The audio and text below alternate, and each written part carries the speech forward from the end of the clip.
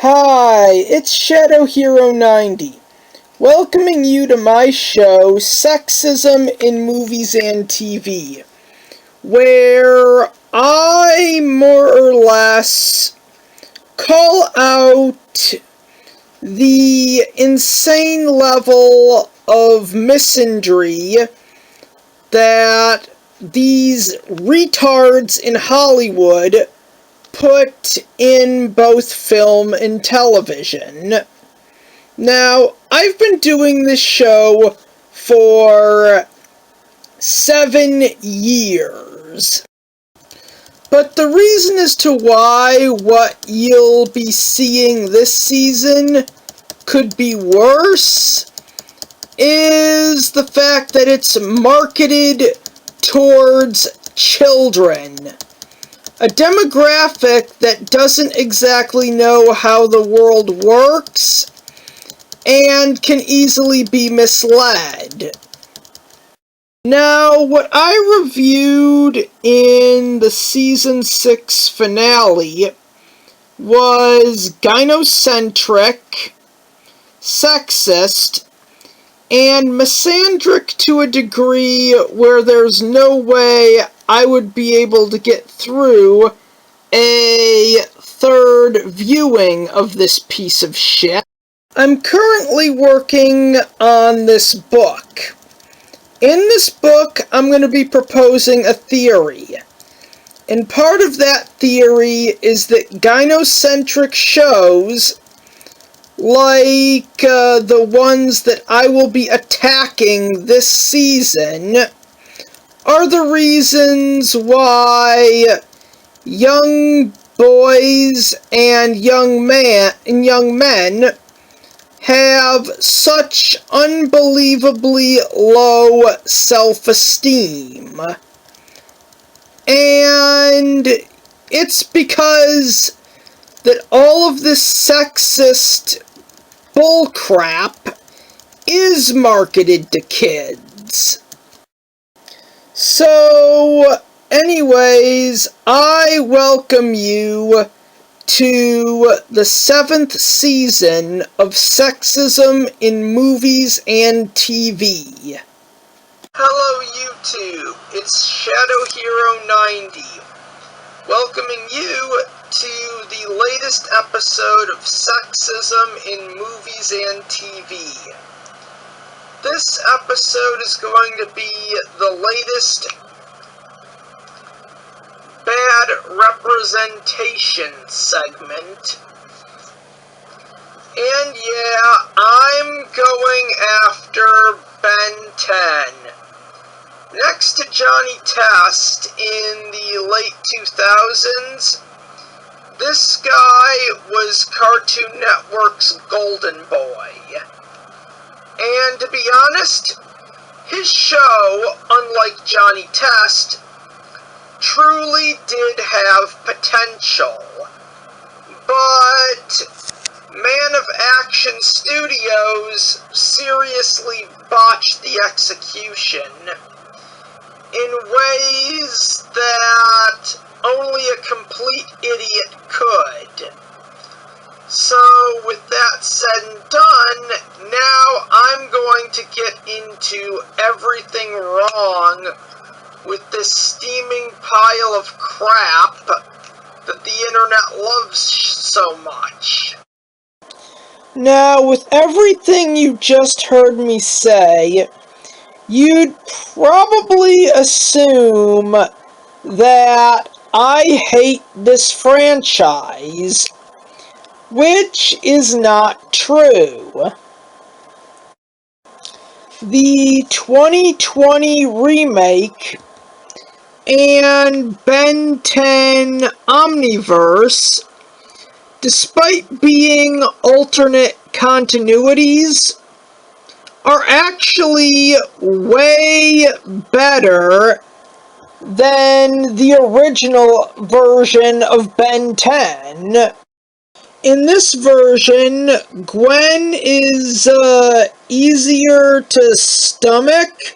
She's not as much of an egotistical bitch. And and I actually really liked Ben 10 Omniverse. It was basically the same thing, but we saw more of the plumber organization, and it was pretty fun having Rook as a character, so Ben actually had someone to play off of.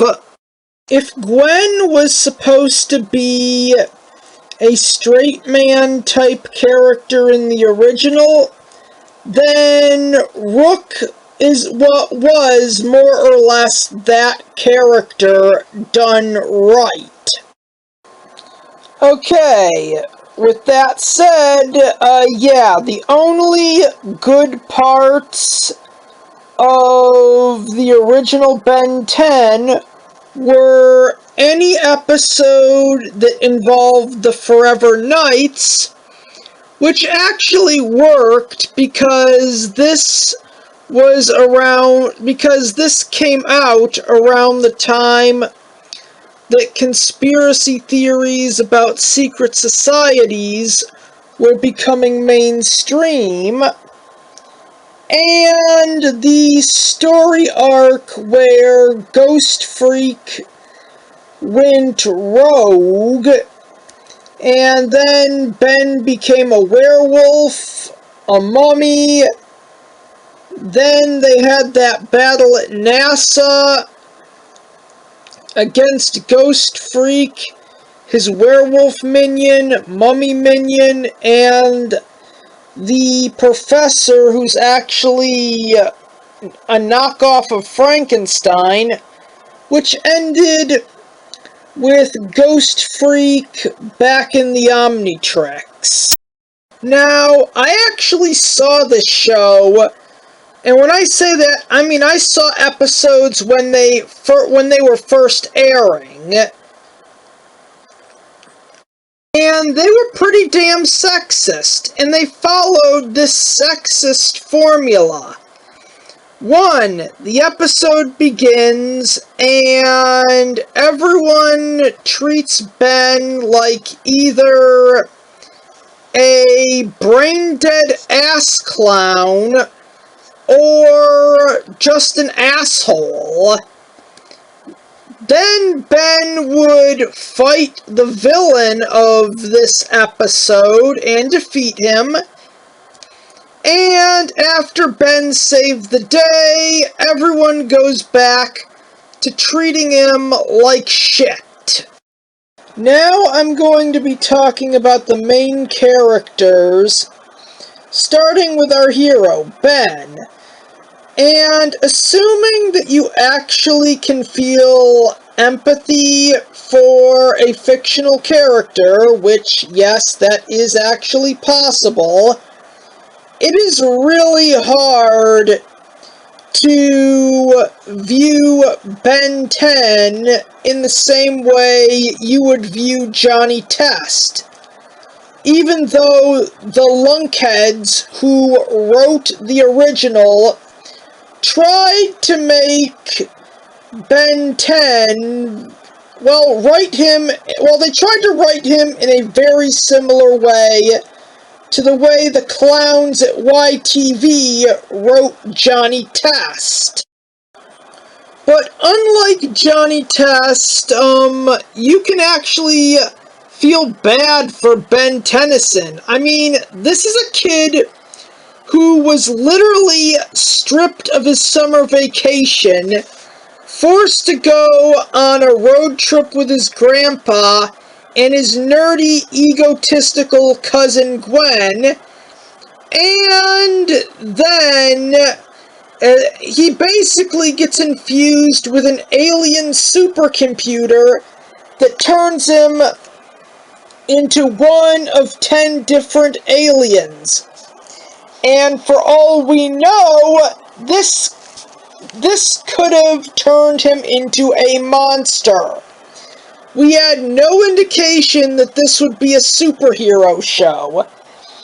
For all we knew, this could have been a horror show, and Ben could have easily turned into a monster. I mean, he could have ended up being the villain, and wreaking havoc all over the country until he eventually comes back to his town for the sole purpose of killing all the local bullies and his teachers and his parents. There was the episode Gwen 10, where Ben gets sucked into a parallel universe where Gwen got the Omnitrix instead of him, so he's got to put up with a version of his cousin who is not only a Mary Sue, but has an even more inflated sense of self-worth. The only episode that could boost Ben's self-esteem about the situation that he's in with the Omnitrix would be the episode Ben 10,000, where he's recruited by his future self to fight Vilgax, who had returned after Ben eventually defeated him.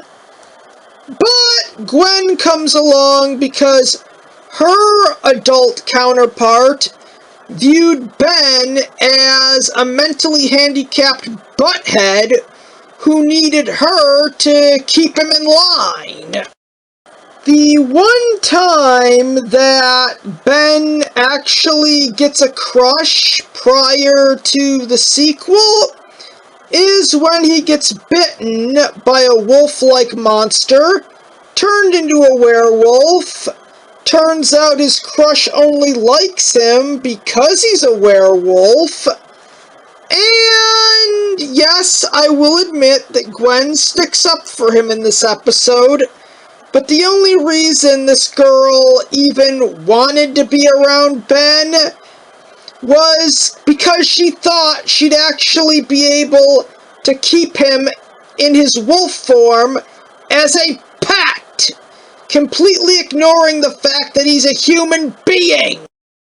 And as if this couldn't be the worst summer of Ben's life, we then get an encounter with an alien who reveals that the item responsible for turning Ben's life upside down was originally supposed to be used by his grandpa, and he got it by accident.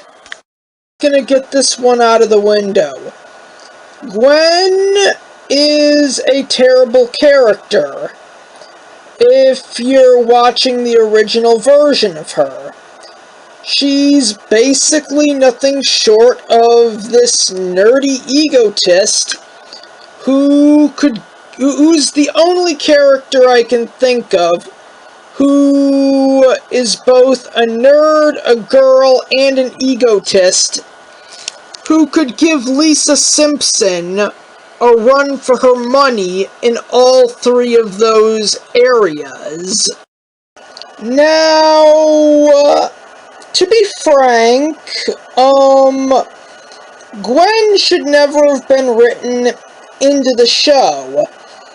And to be honest, I really do think that Man of Action Studios only created this character because if they didn't, they'd be accused of being sexist.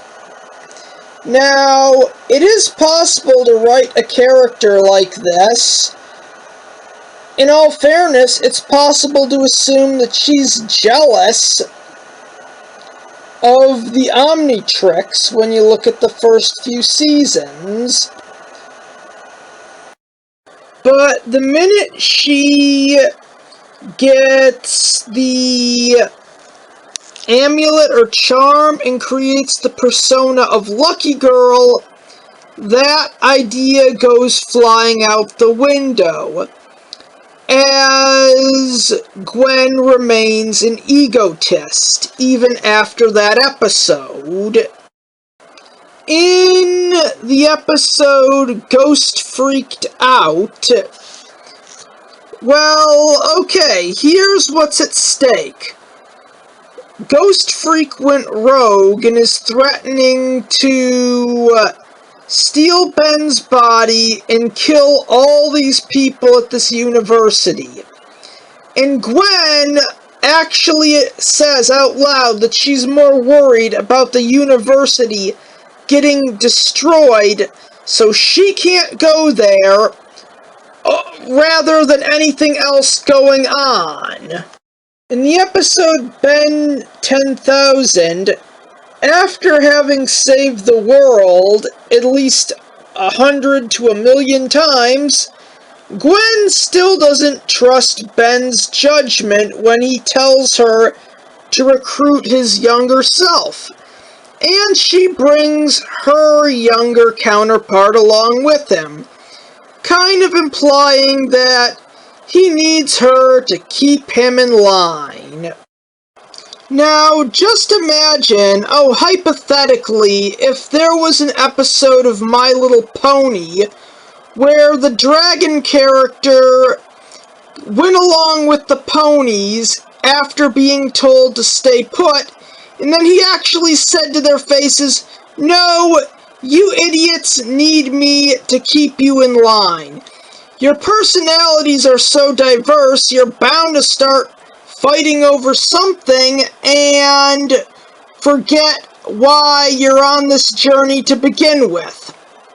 I guarantee you, if there was an episode like that, then all sorts of people would be throwing temper tantrums left and right. Idiotic and pissed off mothers, Twitter, Tumblr, etc. And when they did that live-action movie,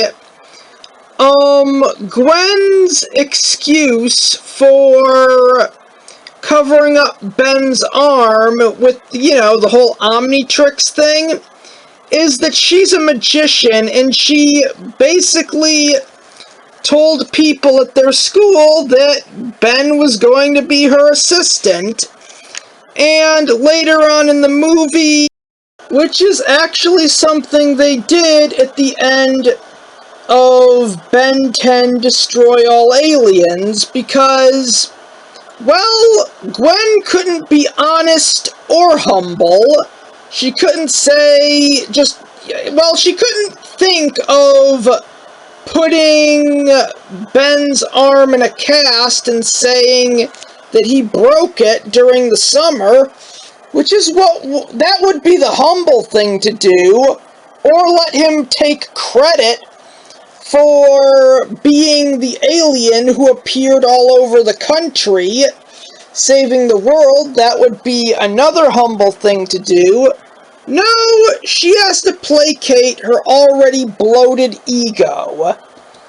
Oh, and in the episode where they meet their grandma, and we find out that Gwen is part alien, it turns out that their grandma only came back for her, not Ben.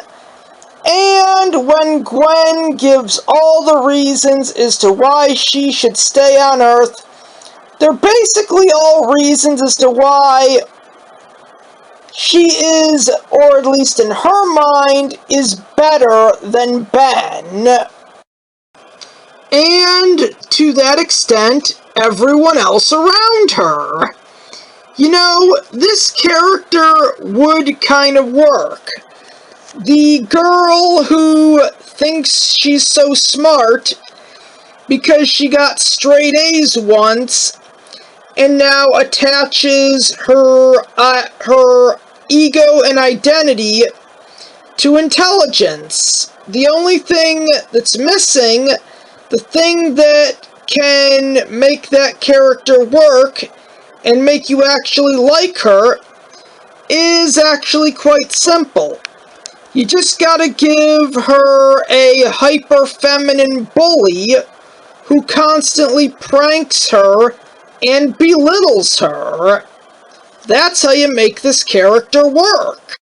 And Max, their grandfather. There's really nothing to say. He did a good job playing dumb up until the end, well, up until season 2, where we find out that he's a member of the Plumbers, and to be frank, they kind of dumbed him down in the remake, but that was so Ben and Gwen would be more likely to get away with pulling random stunts at any given moment. And it's, well, the remake kinda does this better, because they say that it was Ben's parents and or Gwen's parents' idea for him to take them on a road trip. So, yeah, he's kind of a bit more likable in the remake for that and for other reasons. Like I said before, this is a cartoon that did have a lot of potential, and for me, the remake was better than the original. Ben 10 Omniverse was actually far better than the original, and to an extent, the remake, because they didn't use Gwen that much. Ben had Rook to play off of. They played off of each other. And yes, I know earlier in this review I got this show confused with Ben 10 Alien Force. But you gotta understand, I didn't watch a lot of this prior to 2019. But yeah, these two are both examples of a spin-off and a remake that outdo the original.